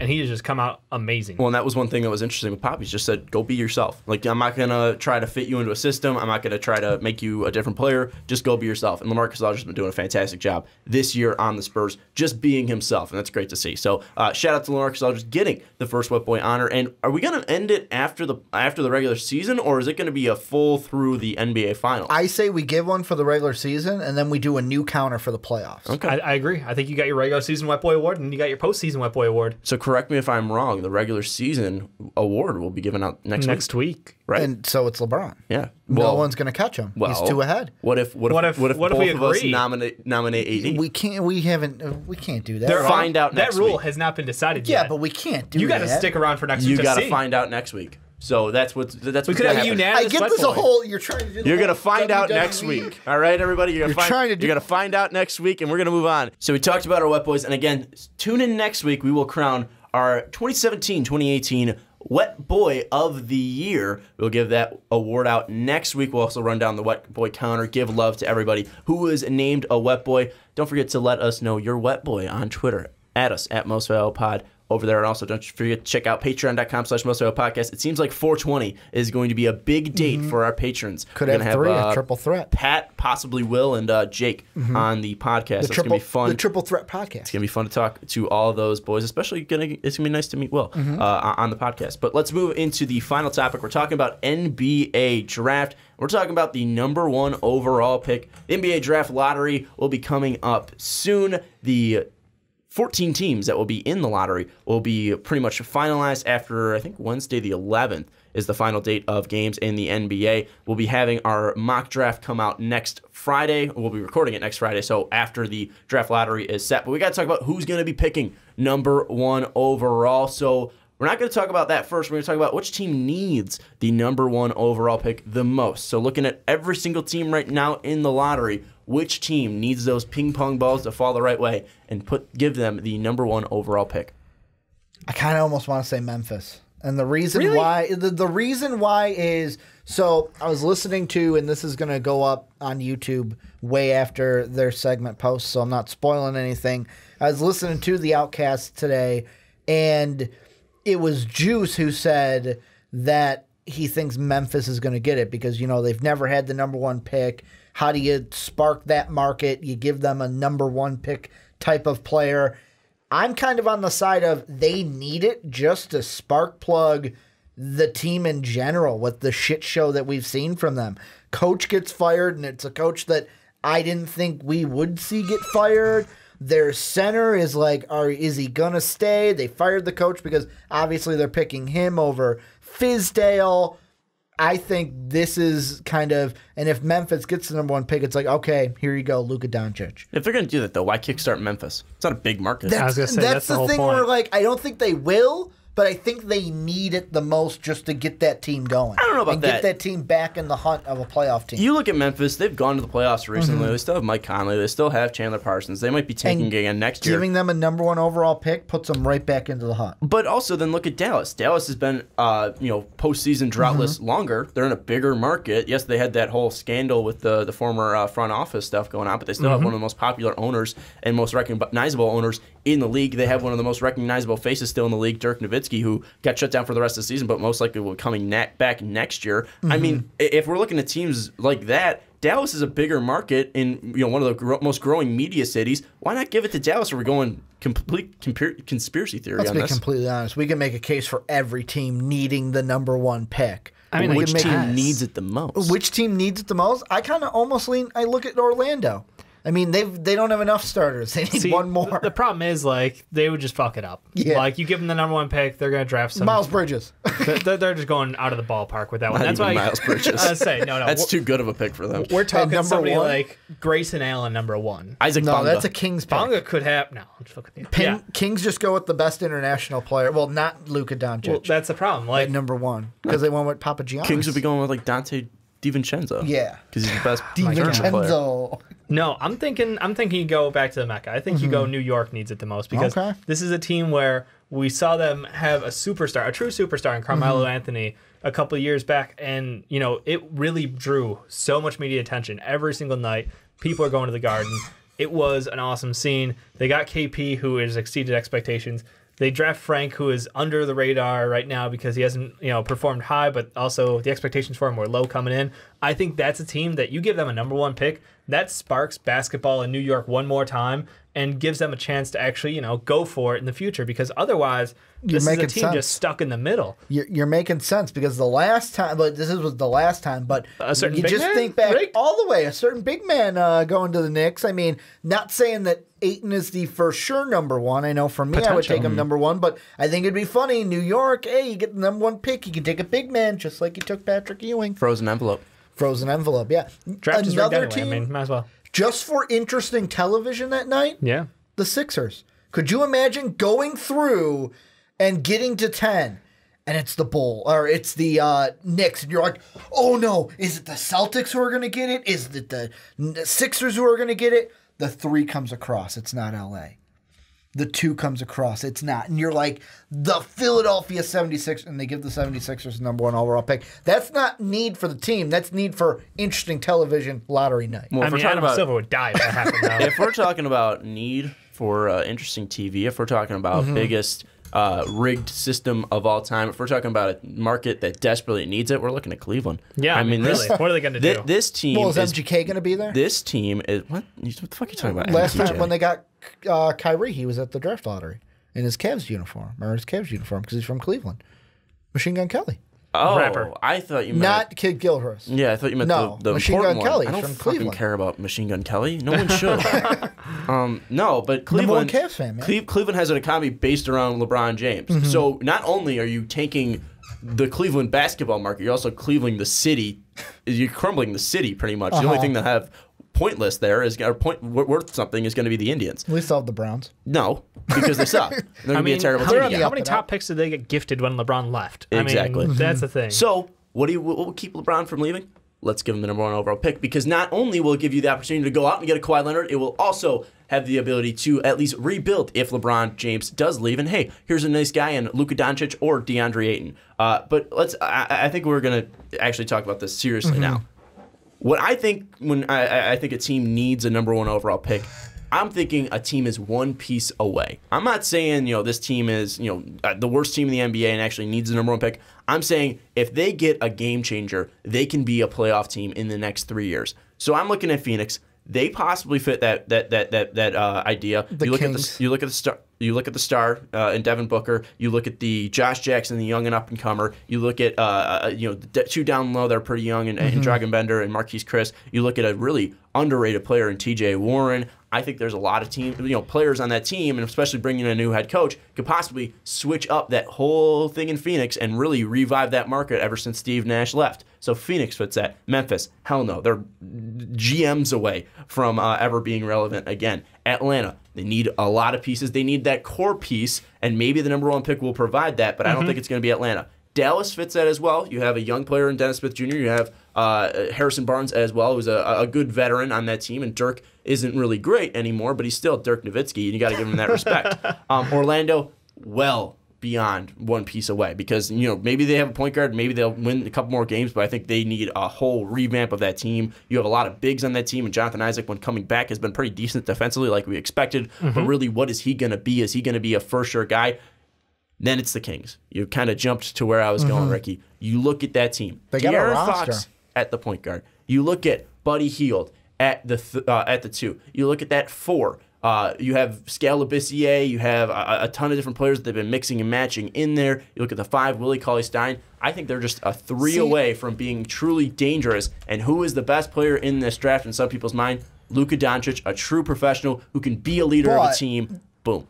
Kind of counteracting that. Yeah. I don't think the Kings need the number 1 pick. I agree with you that 1 player away. I don't think they need the number 1 pick because the guy I think they should pick isn't going to go number 1. They need a top 3 pick to solidify it where they are right now. Get a top 3 pick, get Michael Porter Jr. on that team. That's the guy they need. They don't need a Luka. They need a Michael Porter Jr. They need a 3, though. They don't need a 4. So here's the thing. Are you forgetting about Bogdan? He is sort of really good right now for them. He's been performing pretty well, I'm just saying. But there's a reason Buddy Hield's kind of coming off the bench a little. Yeah, I'm just saying. Winner, put some respect on I've been sleeping on him. I mean, Buddy's shooting lights totally out, right. but the boy doesn't play defense. Not a lick. You're totally right about Bogdan. I'm sleeping on him. You could pair them together. You'd have excellent Euro passing. You got that synergy going. But no, I mean, I think them adding in, Ayton would be insane. I think that would work out well. But you're right. The 3, it's sort of a toss-up right now. So I still like that team as a team that if they get a number 1 pick, that's a hot team for the future. Kings we are still this last year. Kings are still my pick. I fucked up though. I totally forgot about Bogdan. At the number 1, you have De'Aaron Fox, the last year's first-round pick. Buddy Hield, the key piece of that DeMarcus Cousins deal. 3, the international stud, Bogdanovic. My bad for not putting respect on the name. Then, number 4, the number 1 overall pick, the true forward, DeAndre Ayton. Oh, okay. Because he wants to be a forward. Yeah, so true. Put him in there, and then you put Willie Cauley-Stein at 5. But where do you put Harry Giles? You tricked Harry Giles and Scale off the bench. The 2 twin towers. I honestly can't wait to see what Harry turns into. He's gonna be fun. I've heard ridiculous stuff about him. Yeah, so. He was one of the best players coming out of high school that year, and then just dealt with so many injuries. Yeah. So I mean, and he's coming back, and I think he could play this year. I think that was the talk, but he's just taking it off and pretty much. Making sure they're making him build up to an NBA-sized body, and it'd be awesome to see. But then again, you have 7 players there that could be on an NBA team, and still they're really good at finding those players and those veterans that still are contributors. You look at Anthony Tolliver was pretty decent for them a couple of years ago. You look at Costa Koufos was pretty decent for them a couple of years ago. He's always been on their team. I feel he's never not. But they find guys. You got Mr. 2 years away from being 2 years away. Darren Collison as well. Oh yeah, Derek Collison. Yes, he's still performing at a pretty good level across the board. But I honestly think that's a team where we love this young core. We love their post draft this year. I remember gushing about them during the post off season sessions. And now we're talking about adding in a number 1 pick overall would be insane. I think that this team would just take off at that point because we've seen, like you said, the emergence of this young talent. I think Buddy's one of the best shooters in the league. De'Aaron Fox has really come along being clutch. Bogey's been fantastic. Honestly, this is a team where if you add in that 1 true star, over the top.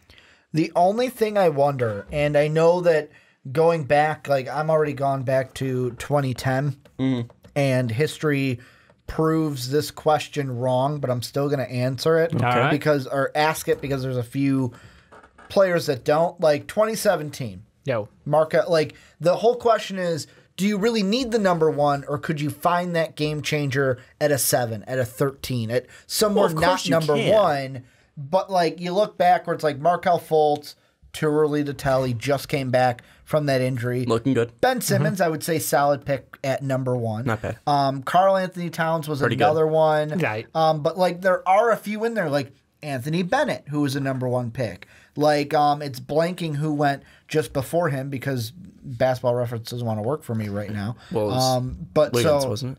Yeah, No, Wiggins. It was Wiggins because and you Bennett. have Cat, It was Wiggins then Wiggins, then who Bennett. I would say not really what we wanted from a number one pick, but he's had different he's a starter. circumstances. This sort of lends itself to the conversation we had last week or the week before, where we were talking about the number 3 pick. It was all, but there was a Reddit post a while back. It was talking It's about either 1 or 2 or 1 and 3. right. So the best 2 players out of the top 3 or 1 and 3 are going to be either the 1 and 3 or the 2 and 3. But the 3 has been in the running for what do we figure, like 14 out of the 16 years? Yeah, something like that. That rule has been true. So I mean, yes, you have great chance to hit with those top 3 draft picks, and this year is no exception. So I think that if they land up there, the problem is, like, there's so many snake-bitten franchises. Like, the Suns have notoriously not gotten the number 1 overall pick. The Kings, I feel like, not gotten number 1. It just turns into, like, yes, you're bad, but you're not going to get lucky. You're not bad and lucky at the same time. So I don't know this year. Like, the Suns, everything lines up. They should have the number 1 overall pick. I still feel like Suns the last snake-bitten. 2 years have had the 4th overall pick. Right. And that it's going to be hard to shake that. Like, I don't know. The Kings took 2 Kentucky players at 5, I think. I think 3 maybe, because I think Willie Cauley-Stein was a 5 as well. Or maybe he was a 6th. But I think Cauley-Stein was a 6th.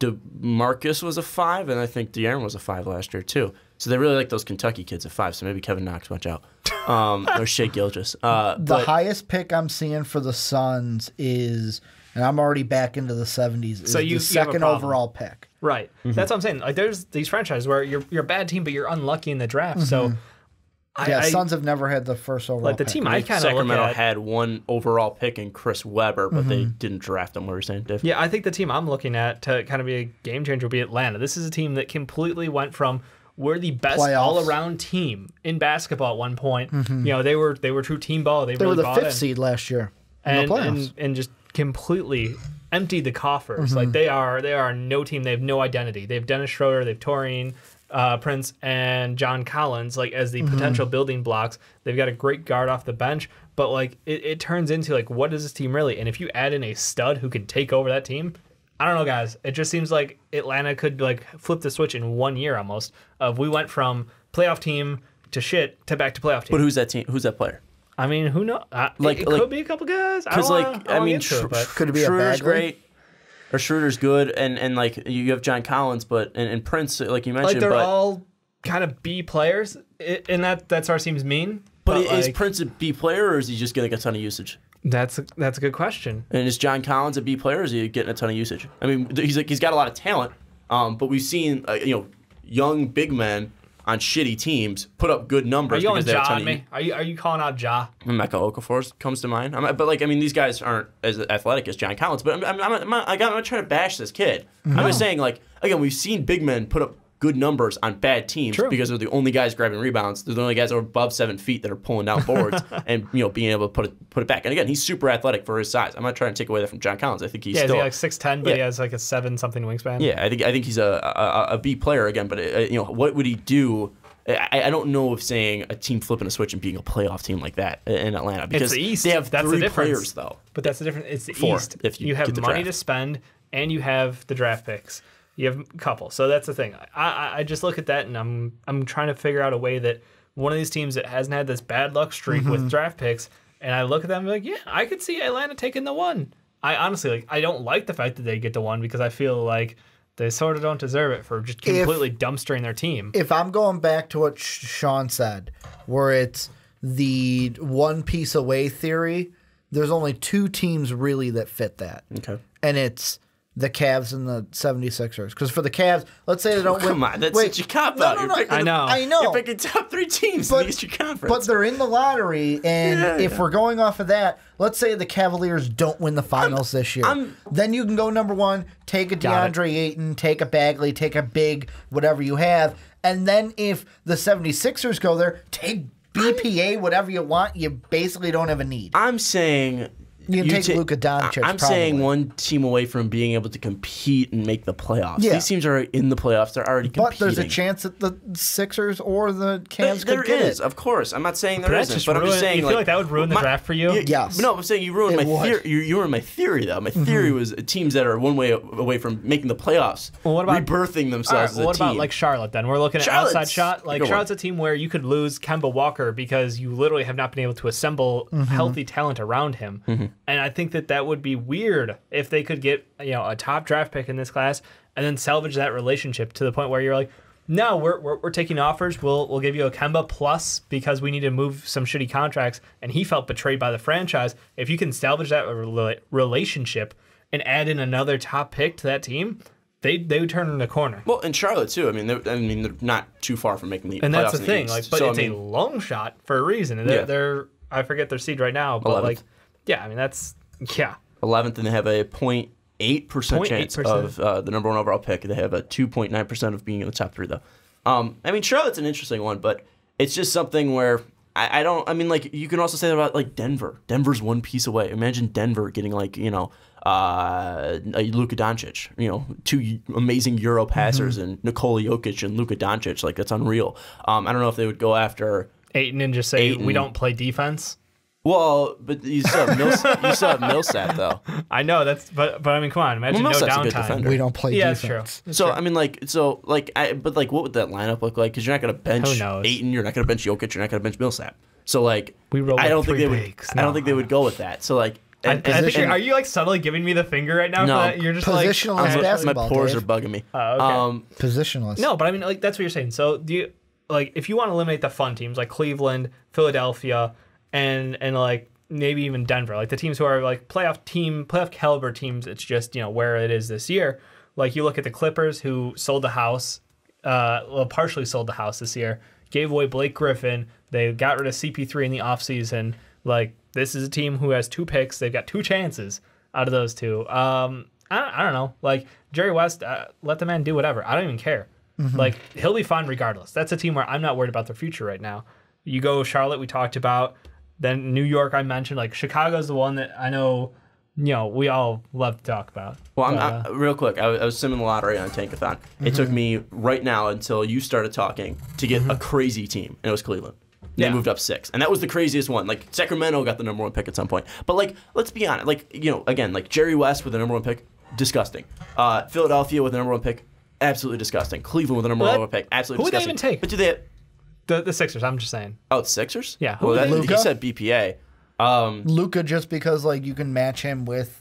But you've already got Dario, you have Fultz, and you have Ben Simmons. You have 3 passers I feel like they trade somebody, though. If they get the number 1 pick, I think they just trade it. I agree. Or do you just take the BPA and just TTP? Trust the process. But you need trust the process, don't trade. But you need shooters. Trust the process. And no shooter deserves that 1 overall out of this class. We're saying McHale. He's not a 1 overall. I'm just saying, like, that's the best fit for them would be McHale. Or Trae Young. TTP, why baby. not? Who TTP? cares? Let's make that team cancerous. It's all about TTP. Joe, Ben Simmons, Fultz, and Trae Young. Ugh.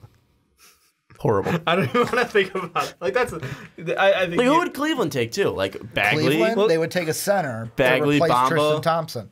Tristan Thompson doesn't deserve to be on Ayton it. wants to play the 4, so okay, but you could take like a Bagley, you could take a Bamba, you could take any big there would help. Or you take, Michael a 3 or a 4 and just assume that, in case the King League decides to leave the next couple of years, you got an answer. You got an answer. It's crazy. Jeff Green is their starting power forward right now, boys. He put up 33 points. Yeah, but tomorrow he'll put up 3. Yeah. Like, that is the roller coaster that is Jeff Green. All right, let's get into who will actually be the number 1 overall pick. So when it comes to when we hit February or April 11th, we hit the end of the regular season. We'll have the final 14 teams that will be in the lottery and their percentages of winning it. Ricky, if you were a betting man, you had to say one team will be the number 1 overall pick and be drafting and selecting number 1 overall in June. Who will it be? The Bulls. That's my prediction. Bulls are getting the number 1 pick. I'm not saying... So you're putting your life savings on the Bulls being the number 1 overall pick. I am going full... I've been waiting for this question. I'll be honest. Like, you noticed I've got quiet a little bit, and like Dave brought up the Bulls. I got to talk, yeah. Dave brought up... I was confused. Dave brought up the Bulls, and I kind of looked at him like, shh, stop fucking taking my thunder, man. But this is what I've been waiting for halfway through this, is who will get it. I'm going full conspiracy theory. Like, I am disagreeing with Juice. You look at me, Juice. We're on the same page. I am disagreeing with you. He said that Memphis is going to get it. No, Memphis won't get it. The Bulls are going to get it. The league came to the Bulls, said, hey, don't tank. Bulls had a plan. They came out and told us, we're going to sit Rolo, we're going to sit Justin Holiday. We didn't do it. Why didn't we do it? Because the league told us not to. League is going to say, all right, you gave us a salad, we're going to give you a salad. Bulls, #1 pick. It's going to happen. Collusion. I remember when the show actually had merit and, like, people respected our opinions. And, like, we didn't just go off fucking weird, hysterical It's going to happen. rants. It's going to happen. The Bulls are getting the #1 pick. Boom. Mark it down right now. And I said it on April 6th. That was right. Ricky, what team do you root for in the NBA? Oh, it has nothing to do with... What team do you refer to? It has nothing to do... What team No. I am... For first-time listeners, what team do you refer to in the NBA? I am a Bulls fan, but I am telling you right now, this has nothing to do with my fandom. This has everything to do with conspiracy theories and me thinking this is rigged. And hey, the Bulls did the league a solid, because why would the Bulls say, we're going to sit Rolo, we're going to sit Justin Holiday, how are they doing and then they solid? played him? Because the league said, stop tanking, and they came after us. Didn't come after Memphis, didn't come after the Suns. Came after us. We did a solid. We listened to them because we went against our tank plan and fucked up our tank. They're going to give us the #1 pick. Why did the NBA go after the Bulls for doing it? I don't know. Because we're Ask in a the large league. market. Maybe Ask because the we league. hold, We sell out every single game. I say, I'm not we, but you guys. So. Yes. I don't want to get into the whole why the league came after us, but I'm saying there's holes, baby. They are going to give us the #1 pick because we caved on our plan and caved into their request for us not to take. I'm just saying your conspiracy theory has holes. I'm just saying. It has no holes. Why would the NBA say stop tanking? They would say stop tanking because they want the Bulls, because it's a bigger market, not to. They don't care that we're selling out. They want the Bulls to win. They want Chicago to be a big market and win games. They don't want this market to just lose. They're not going to the playoffs. What are you talking about? What do you mean? No, but if we could. That's what I'm saying. Earlier in the season, we could have. No, how do we get back to playoff basketball? We get fed a top pick. Okay, but DeAndre Ayton. Okay, I understand that. But I'm just saying, that's what I'm saying. But you're connecting the dots with the whole tanking and playing Rolo and Justin Holiday thing. I'm just saying, why would the NBA be like, all right, stop doing that? I don't. The whole thing is, I don't know why the league came to us and said not tanking, but the whole conspiracy of them telling us not to tank and then us going against our plan. We did them a solid. They're going to do us a solid. It's colluded. It's a conspiracy theory. It's all rigged. Bulls getting the #1 I'm trying pick. to patch holes in your conspiracy theory, baby. Oh, That's I know, because you don't want the Bulls getting the #1 pick. No, I'm trying to patch. Are you deaf? Patch holes. Oh, I thought you were so you can fix holes. it. Nope. That's opposite. I say that there's no holes. Fart.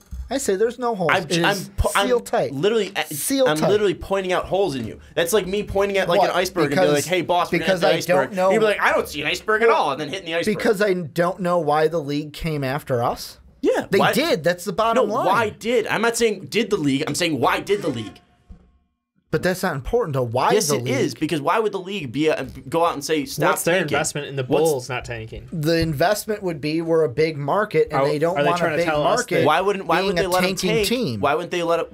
But the big market isn't affecting them because they're still selling out, and the only thing that's affecting it is the actual sales for that team and the viewership on that team. Because the NBA viewership isn't going down. If the Bulls went, a Chicago market went full 76ers, which it sounded like we were going to do. Philly's a big market. No, not like Chicago. It's top not 10. It's we're not three, as, though, we're top three. I know. It's New York, LA, Chicago. Let's Dallas be honest. is we're close the big to three. kicking us out real quick. But the whole thing is the thing that makes us money is not just the selling tickets. If we went full 76ers, Philly's top 5, by the way. Fuck off. But we're higher than them. That's the whole point.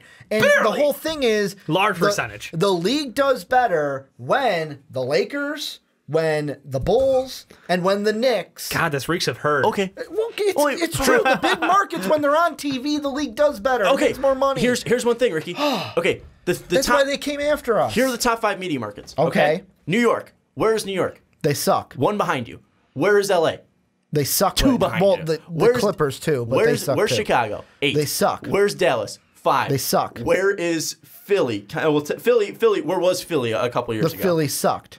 Well, not the Phillies, but like the Philadelphia. Well, the Phillies sucked too. But you could say that like through trust the process, the Markelle Fultz, the Ben Simmons, like that Joel maybe Embiid. the league. Well, that was a 3, not a 1. But you can argue that TTP got more fans interested in Philly.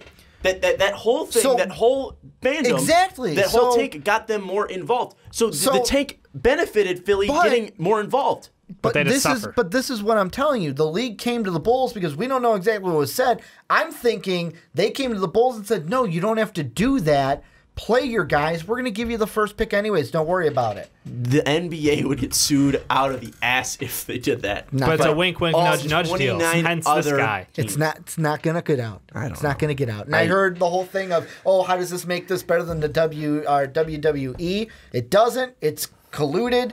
And Bulls are getting the #1 pick. Write it down. April 6th. I said it at basically 9:30, I'm going to say, because we've been going for some time. Dave, maybe 9:45. Dave, are you smoking his Inglewood crack pipe? I am not, sir. I'm not. I think for once, I think it's going to work out well for the Suns. I think this is a team that has suffered so much and has been disappointed. Worst record gets the #1 pick? I think for one, it doesn't happen often. I don't know, honestly, the last time it has. But I'm not going to look it up because I don't care. The answer is they're going to get the pick. They're going to go #1. And this team is actually going to turn it around. Weren't the Nets worst team in the league last year? Yes, because... So they got the #1 overall pick. I think they were, So it was last year. Oh, okay. Because then Boston got it. Yeah, and then they traded it. Yeah. So, yeah. It was last year.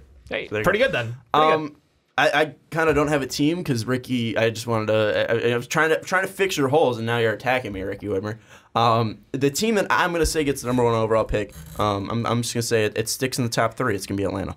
Why not? Hotlanta. Let's keep it hot. Let's keep it toasty. I almost want Orlando to get just so they can add in, like, come on, that'd be fun. Because Orlando, I'd start watching again. Because what would that lineup look like? Because are they going to get rid of Vucevic? Or is it's going to be Vucevic, Gordon, Luka, or will Vucevic go, and then will be Ayton, Gordon, and then whoever the fuck can play the 3 there? Because Isaac not going to play there.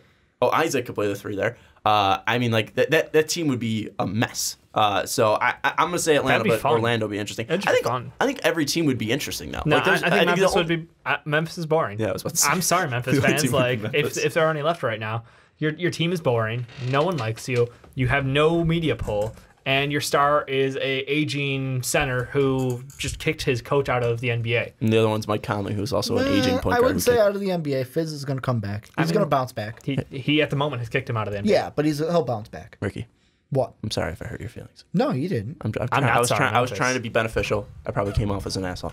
Well, that's you, though. But it's okay. Bulls also aren't getting the #1 overall pick. Yeah, they are. April 6th, I said it. I said it right here. 3 topics. Went too long where we don't have the camera really? going on. First one went too long too? 3 topics went way too long over the camera limit, and that's how you know it was a good podcast. So thank you for joining us either on Blog Talk Radio, on YouTube, on Stitcher, on your grandma's landline, on people still use those? On your Zune. Whatever you're listening to us, thank you for joining us. We appreciate all your support. We appreciate all of our patrons as well. We're so excited for that triple threat possibly of Will, Pat, and Jake coming on 420. It's going to be a special 420 for all of us. It's going to be a blessed 420. And next week, we have blessed 420. Yeah, blessed 420. And next week, we have another mock draft coming. Yeah. Will Luka Doncic fall out of the top 10 in Ricky Widmer's mock draft? It's also a double mock draft because we got NFL earlier in the week. We've got next Luka's week going 17. Next week is probably the biggest week for MVP. NBA big board to start the week off. Big board. Then NFL mock draft, and then we end the week with the NBA mock draft. NBA mock draft. You're standing right now because they can't. Are Buzz and Juice doing their 7th round as well? They did that this week. So right now they did it for the Buzz. So there you go. So that would kick off the week. We'll do that. So check out the Outcast for the 7th round Bears mock draft if you're a Bears fan. Then go check out the PTP for the NBA big board. Then go check out the onside kick for the NFL mock draft. And then obviously come back to the Fast Break podcast. You're already here. For next year's, for next week's mock draft. What is that? 4.0? 4.0, that baby. would be. It's our 4.0, baby. I think So we're super excited to do that and bring that to you. And then it's the lottery, and then it's the full 2-rounder. Yes. So it's going to be So excited. super fun. And also, tune in on April 27th for the NFL draft. Dave and I will be live streaming 26th. that. 26. 26 is a Thursday. Oh, 26. Tune in April 26th for the NFL draft live stream, where Dave and I will be taking you through all 32 picks, and I'll be taking the Wonderlick. And let's see how smart I am compared to Jamarcus Russell and all NFL quarterbacks. Do you think you're as smart as Ryan Fitzpatrick? I think I am going to get a 40. Okay. Whoa. A 40. That's high, Sean. Baby, I believe in myself. All right. Anyways, for Dave Oster, for Ricky Widmer, I'm Sean Anderson. We will see you next time.